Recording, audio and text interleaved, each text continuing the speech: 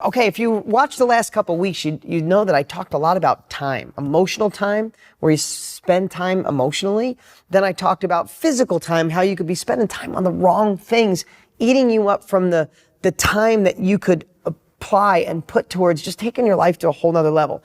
Today, though, I want to maybe make a 180 and talk about something a little different, something that's been on my heart a lot. Welcome to the Dean Graziosi Show. All success starts right here. You know, in the last month or so, I've had people come up more than usual saying, Dean, how did you get so successful? What sparked you? Were you always successful? Was it just easy for you? Were you born as a high achiever? Were you created? I mean, just a lot. And I've really done a lot of thinking lately. And one thing I want to share to maybe a new generation, maybe somebody younger, or maybe you can share this with someone in your life, or it doesn't matter if you're 70, 80, 90 years old, maybe this could spark something in you. I just want to tell you one quick story about me. You know, I mostly don't talk about me. I will hopefully deliver to you, but this should be a good reference. Is all through school, I had dyslexia really bad, and I was horrible at reading. I was in special reading all the way up until 10th or 11th grade. And I say that lightly now, but when I really think back, I remember in 7th grade, Mrs. Thompson in Highland Middle School, Highland, New York, Mrs. Thompson. She was the special reading teacher, and she probably called me stupid once a week.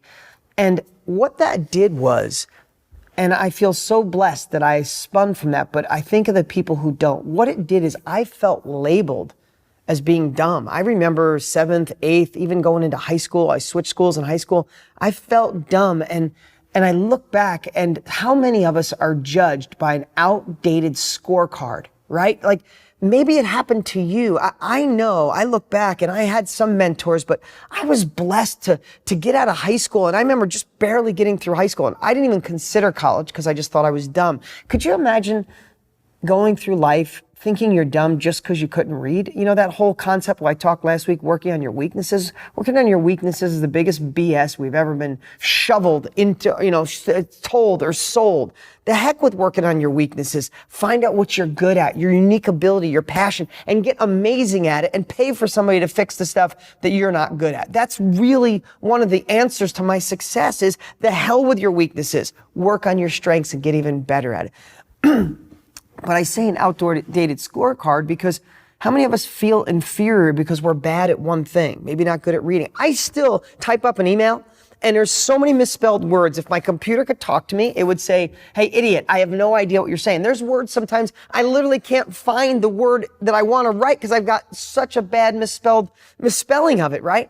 But that doesn't make me dumb. It makes me have trouble in one area. But because of that, I've learned how to be a visible and audible learner like nobody's business. I learned how to communicate. I learned how to share a message. I learned how to take complex stuff and make it simple because that was the only way I understood it.